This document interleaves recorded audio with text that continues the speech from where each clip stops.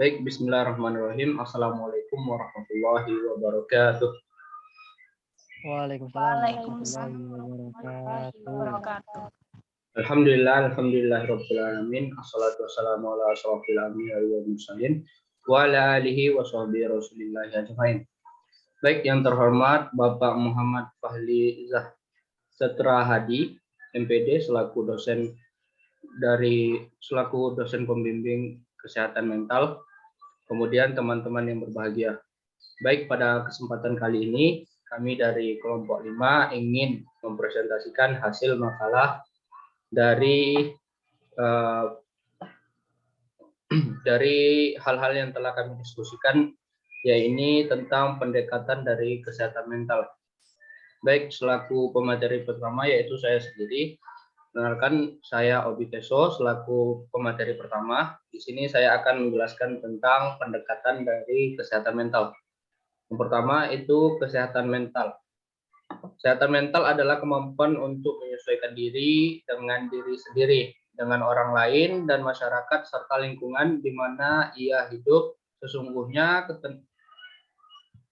ketenangan hidup, ketentraman jiwa dan kebahagiaan batin tidak banyak tergantung kepada faktor-faktor luar seperti keadaan sosial, ekonomi, politik, adat istiadat dan sebagainya. Akan tetapi lebih tergantung kepada cara dan sikap menghadapi faktor-faktor tersebut. Kemudian di antara gangguan-gangguan dari kesehatan mental atau perasaan yang disebabkan oleh terganggunya kesehatan mental itu ada rasa cemas atau gelisah, iri hati, sedih, merasa rendah diri, pemarah, ragu atau bimbang, dan sebagainya. Kemudian pada gangguan jiwa atau norse dan penyakit jiwa adalah akibat dari tidak mampu menyesuaikan diri terhadap kekurangan-kekurangan yang dengan wajar atau tidak sanggup ia menyesuaikan diri dengan situasi yang sedang dihadapinya. Kemudian kita masuk kepada yang pertama, yakni tentang orientasi klasik. Orientasi klasik yang umumnya digunakan dalam kedokteran termasuk psikiater mengartikan sehat sebagai kondisi tanpa keluhan, baik secara fisik maupun secara mental. Kemudian orang-orang yang sehat adalah orang yang tidak mempunyai keluhan tentang keadaan fisik dan mentalnya. Sehat fisik artinya ia tidak memiliki keluhan tentang fisiknya. Kemudian sehat mental itu berarti tidak ada keluhan yang terjadi atas mentalnya sendiri. Kemudian sehat atau tidaknya seseorang secara mental belakangan ini lebih ditentukan oleh kemampuan penyesuaian diri terhadap lingkungan. Orang yang memiliki kemampuan penyesuaian diri dengan lingkungan dapat digolongkan sebagai sehat mental. Sebaliknya, orang-orang yang tidak dapat menyesuaikan diri itu disebut dengan orang yang tidak sehat mentalnya. Kesehatan mental itu terhindarnya individu dari gejala gangguan jiwa atau neurosis dan gejala penyakit jiwa berupa simptom-simptom negatif yang menimbulkan rasa tidak sehat dan bisa mengganggu efisiensi yang biasa tidak dapat dikuasai oleh individu itu sendiri. Kelemahan dari orientasi ini adalah yang pertama, simptom-simptom bisa terdapat juga pada individu normal. Kemudian yang kedua, rasa tidak nyaman dan konflik bisa membuat individu berkembang dan memperbaiki diri. Kemudian yang ketiga itu sehat atau tidak, atau sehat atau sakit tidak bisa berdasarkan pada atau tidak adanya keluhan-keluhan. Kemudian kita masuk ke bagian yang kedua, yakni tentang orientasi penyesuaian diri. Penyesuaian diri adalah perubahan dari dalam diri yang diperlukan untuk mengadakan hubungan yang memuaskan dengan orang lain atau lingkungan. Individu bermasalah yakni apabila tidak mampu menyesuaikan diri terhadap tuntutan dari luar dirinya dengan kondisi baru serta dalam mengisi peran yang baru. Penyesuaian diri juga merupakan dasar dari penentuan derajat kesehatan mental seseorang. Dalam banyak literatur psikologi kesehatan, pengembangan diri dan kemampuan penyesuaian diri merupakan salah satu indikasi dari kepribadian yang sehat.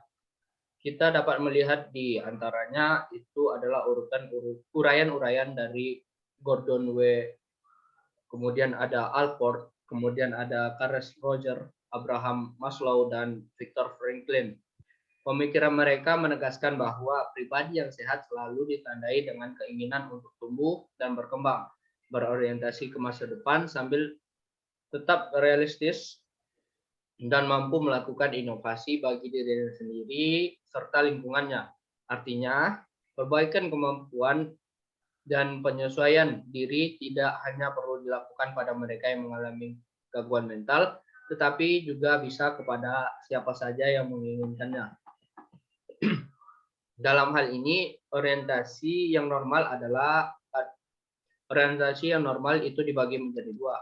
Yang pertama yakni normal secara statistik, yaitu normal secara apa adanya, dan yang kedua itu normal secara normatif, yakni normal bertingkah laku sesuai dengan budaya setempat. Kemudian kita masuk yang C, yakni tentang orientasi pengembangan potensi yang akan dijelaskan oleh pemakalah kedua, yakni Saudara Bertrand Andreansyah. Padanya kami persilahkan.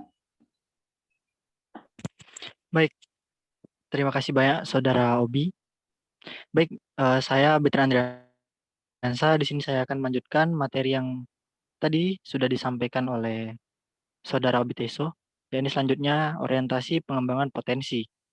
Keharmonisan antara pemikiran dan perasaan dapat membuat tindakan seorang tampak matang dan wajar dalam mencapai beberapa taraf kesehatan jiwa.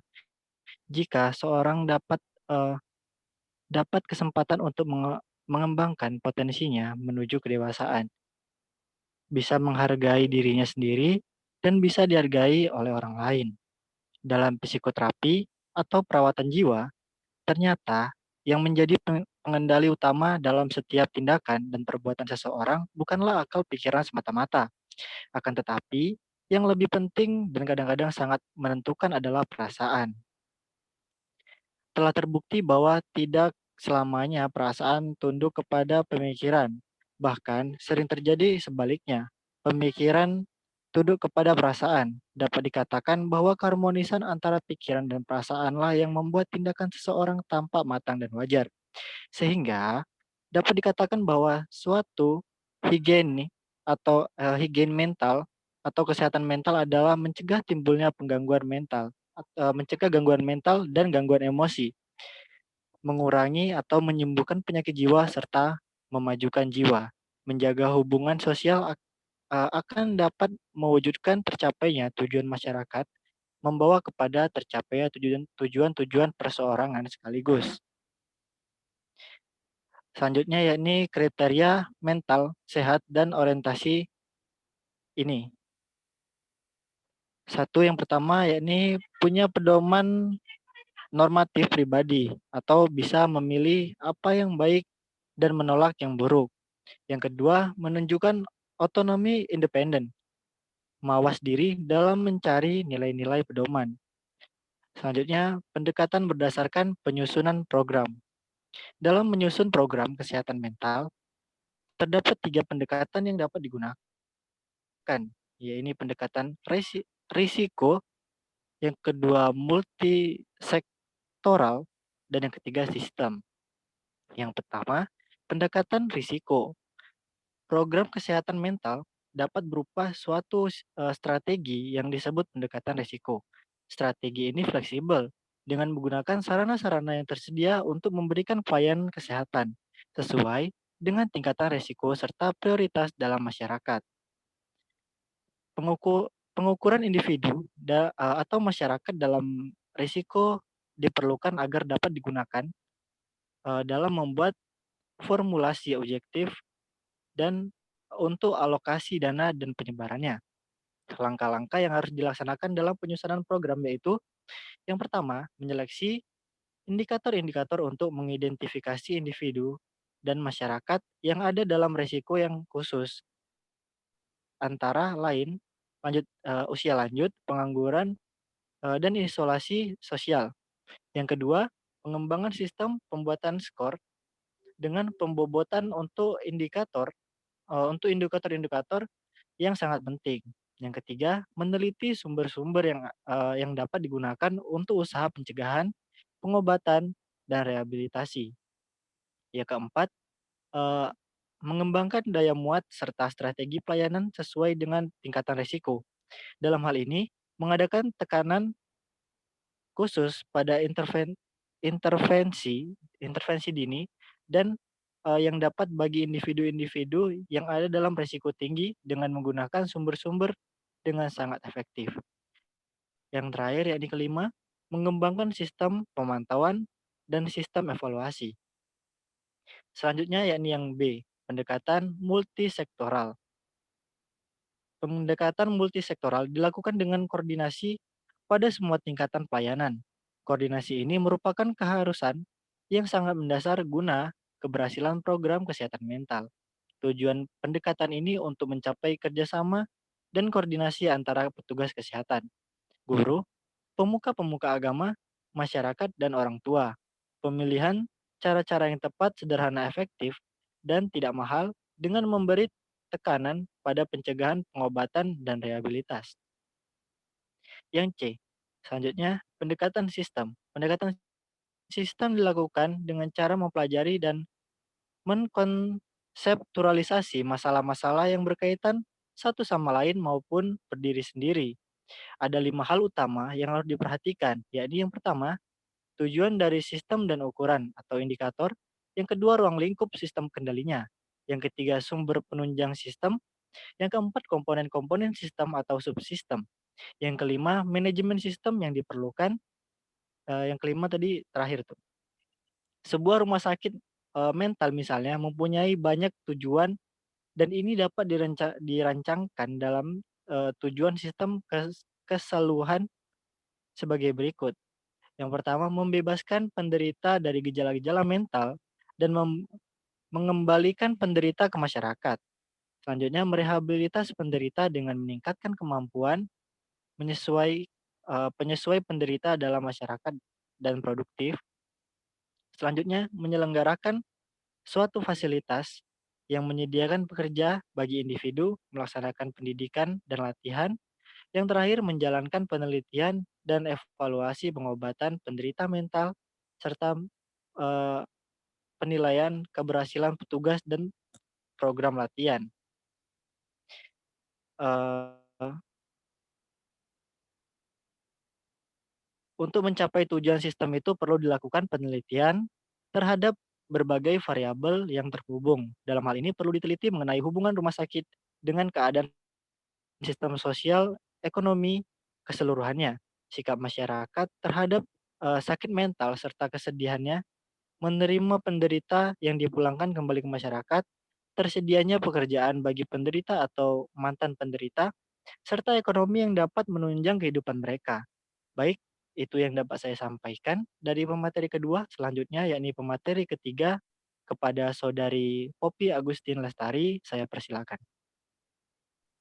Baik, terima kasih Betra.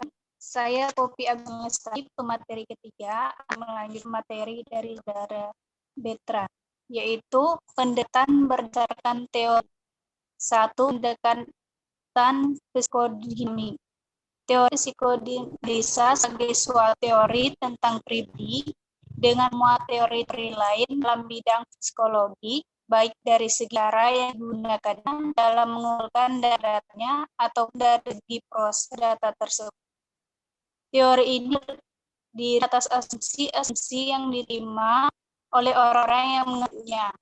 Teori psikodinamik juga memusatkan perhatian pada pentingnya pengalaman awal makanan dalam pandangan ini. Benih-benih gangguan psikologis sudah ditanamkan pada tahun-tahun awal tumbuhan. Karena teori psikoanalisa ini berasal dari Freud, maka jalan dimulai dengan pengembangan Freud. 1. Psikoanalisis Freud. Sigmund Freud lahir pada tanggal 6 Mei 1856 di negeri yang pada waktu itu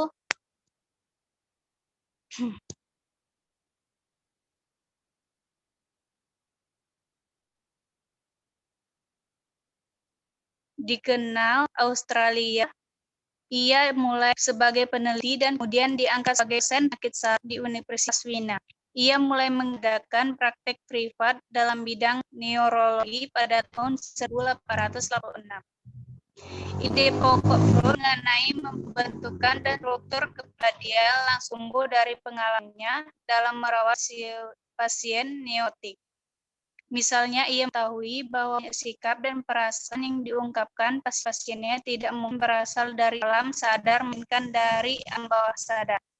Di antara ciri bawah sadar yang terpenting ialah desakan untuk mencapai keinginannya yang diikuti oleh macam-macam cara, kadang-kadang dilaksanakan melalui ingatan, dibantu orang dalam melepas tanggung jawab yang tidak diingininya. Sama dengan ingatan ada keadaan pingsan, di mana orang kehilangan kesadaran tidak merasakan keadaan yang tidak dapat dipikulnya. Pengalaman-pengalamannya kemudian dalam terapi memberi keyakinan bahwa ketidaksadaran merupakan faktor penentu tingkah laku yang penting dan dinamis. 2. Pendekatan behavior yang dapat digolongkan sebagai tokoh dan banyak informasi mengenai pendekatan behavioral antara lain George Carl, Ray, Oxford, Bandura, dan sebagainya.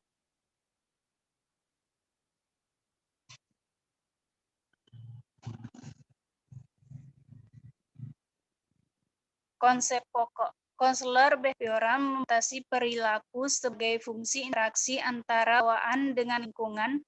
Perilaku yang dapat diamati merupakan suatu kepedulian dari para konselor sebagai kriteria pengukuran keberhasilan coaching. Menurut pandangan ini, manusia bukan hasil dari dorongan tidak sadar seperti yang dikembangkan oleh Freud.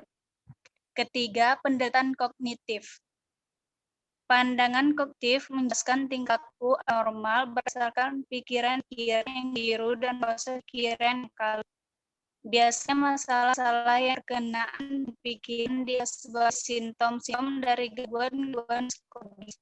Tetapi pandangan kognitif pikiran itu dilihat sebagai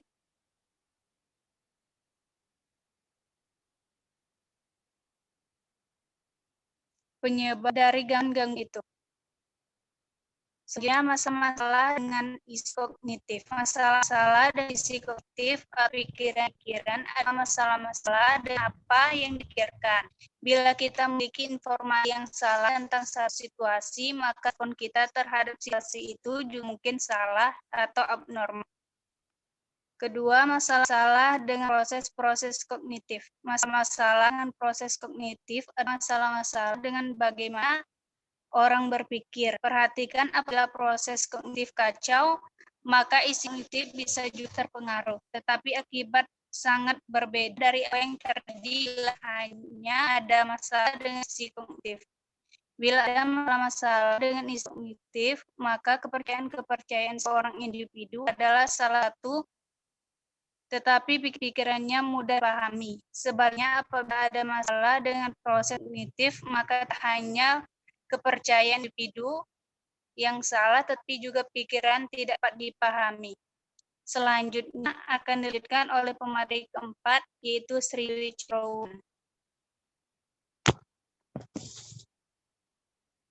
Baik, Assalamualaikum warahmatullahi wabarakatuh. Sebelumnya terima kasih atas waktunya yang telah diberikan pada saya. Di sini saya akan melanjutkan tentang pendekatan fisiologi. Pendorong utama dalam segi pandangan ini itu munculnya pada penemuan yang mengenai hubungan antara gangguan fisik dan gangguan tingkah laku. Segi pandang fisiologi juga mengemukakan bahwa semua tingkah laku abnormal disebabkan oleh gangguan pada struktur atau fungsi tubuh. Segi pandang yang kurang ekstrim, yang masih menekankan pentingnya fungsi fisiologis mengemukakan bahwa tingkah abnormal merupakan produk gabungan dari 3 tipe gangguan proses, yakni dalam tubuh misalnya seperti kekurangan hormon, dalam fungsi fisiologis seperti misalnya kecenderungan ke arah perasaan malu, dan dalam lingkungan sosial seperti angka pengangguran yang tinggi pada masyarakat. Ada sejumlah faktor fisiologis yang mempengaruhi tingkah laku organisme. Bagaimana kita bertingkah laku dan berpikir tergantung tidak hanya pada tingkah masing-masing faktor saja, tapi juga pada hubungan antara faktor tersebut. Pendekatan humanistik eksistensial. Pandangan humanistik eksistensial adalah suatu pandangan yang agak baru untuk memahami tingkah laku abnormal dan banyak hal yang dikembangkan sebagai reaksi melawan pandangan lainnya. Para pendukung pandangan ini tidak menerima pandangan yang mengemukakan bahwa manusia adalah produk dari dorongan-dorongan yang tak sadar, pengongsian atau conditioning atau fisiologi. Para humanistik dan eksistensialis mengemukakan bahwa manusia adalah makhluk sadar yang memilih secara bebas tindakan-tindakannya. Dan arena pilihannya bebas itu, maka setiap manusia berkembang sebagai seorang individu yang unik. Carl Rogers, seorang pendeta sebelum dia menjadi psikolog, seperti para psikolog humanistik lainnya, ia berpendapat bahwa manusia cenderung membangun dirinya dengan kebebasan dan memilih bertindak.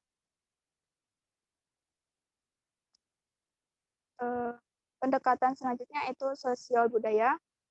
Para ahli sosial budaya mengemukakan bahwa penyebab tingkah laku abnormal tidak ditemukan dalam individu, melainkan masyarakat itu sendiri. Orang-orang yang mengembangkan masalah psikologis bila mereka berada dalam stres yang hebat yang disebabkan kemiskinan, kemelaratan sosial, diskriminasi, dan tidak memiliki peluang. Dengan kata lain, pandangan ini memilih tingkah laku abnormal sebagai akibat dari tidak kemampuan individu untuk menangani stres secara efektif. Menurut para ahli, teori sosiobudaya yang radikal seperti psikiater Thomas Szasz, yang penyakit mental itu tidak lebih daripada mitos atau suatu konsep yang digunakan untuk menodai dan menundukkan orang-orang yang tingkah lakunya menyimpang dari masyarakat tersebut. Szasz mengemukakan bahwa apa yang dinamakan penyakit mental sebenarnya adalah masalah-masalah dalam hidup, bukan penyakit seperti influenza, tekanan darah tinggi, ataupun kanker. Lebih lanjut, dia mengemukakan bahwa orang-orang yang melukai hati orang lain atau menjalankan tingkah laku yang menyimpang dari masyarakat dinilai sebagai ancaman dari orang-orang yang sudah merasa dirinya itu mapan. Cukup sekian pembahasan yang dapat saya sampaikan. Selanjutnya akan dibahas oleh Aulia Nuradi Fatma. Kepadanya saya persilakan. Baiklah, saya akan melanjutkan materi terakhir dengan judul yaitu pendekatan berkaitan dengan normal dan abnormal. Secara garis besar, pengertian normal dan abnormal itu adalah segala sesuatu yang kebanyakan orang lakukan itu disebut sebagai normal, sedangkan yang tidak dilakukan oleh orang banyak biasanya disebut sebagai abnormal. Jadi, pribadi yang normal pada umumnya memiliki mental yang sehat, sedangkan pribadi yang abnormal biasanya mentalnya tidak sehat. Jadi normal ini erat kaitannya dengan kesehatan mental. Tanpa adanya kenormalan, maka orang tersebut menyimpang dari aturan-aturan yang ada. Ada beberapa pendekatan yang digunakan untuk menentukan apakah seseorang termasuk dalam kategori sehat secara mental ataukah tidak. Yang pertama yaitu pendekatan statistik. Pendekatan ini beranggapan bahwa orang yang sehat secara mental atau normal adalah orang yang melakukan tingkah laku yang umumnya dilakukan oleh banyak orang lainnya. Yang kedua yaitu pendekatan normatif. Pendekatan ini melihat orang sehat secara mental berdasarkan apakah tingkah laku orang tersebut menyimpang dari norma sosial yang berlaku di masyarakat atau tidak. Tolak ukur yang dipakai dalam pendekatan ini adalah norma-norma yang berlaku di masyarakat. Yang ketiga yaitu pendekatan distress subjektif. Pendekatan ini beranggapan orang dianggap normal atau sehat bila merasa sehat atau tidak ada persoalan dan tekanan yang mengganggunya. Yang keempat yaitu ada pendekatan fungsi atau peranan sosial. Pendekatan ini yaitu melihat normal atau tidak sehatnya seseorang berdasarkan mampu tidaknya orang tersebut menjalankan kegiatan hariannya. Orang dianggap sehat atau normal bila ia mampu menjalankan fungsi dan perannya dalam masyarakat dan tidak mengalami gangguan dalam menjalankan tugas-tugas hariannya. Yang terakhir yaitu pendekatan interpersonal. Pendekatan ini melihat normal atau sehat tidaknya seseorang atau apakah orang tersebut mampu menyesuaikan diri, dilihat berdasarkan kemampuan seseorang untuk menjalin hubungan yang interpersonal dengan orang lain dan tidak menarik diri dari orang lain. Sekian yang dapat saya sampaikan, saya kembalikan kepada moderator.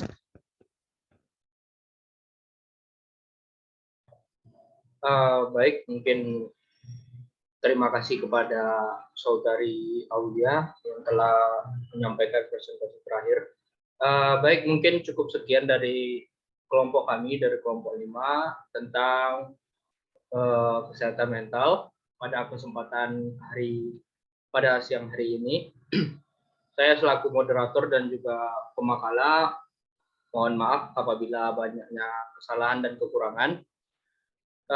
Kemudian bagi teman-teman yang ingin bertanya, nanti langsung saja ke kolom komentar. Silakan ditinggalkan pertanyaan di sana, dan insya Allah akan dijawab secepatnya dalam waktu dekat. Lebih dan kurangnya kami mohon maaf. Wabillahi taufiq wal hidayah. Assalamualaikum warahmatullahi wabarakatuh.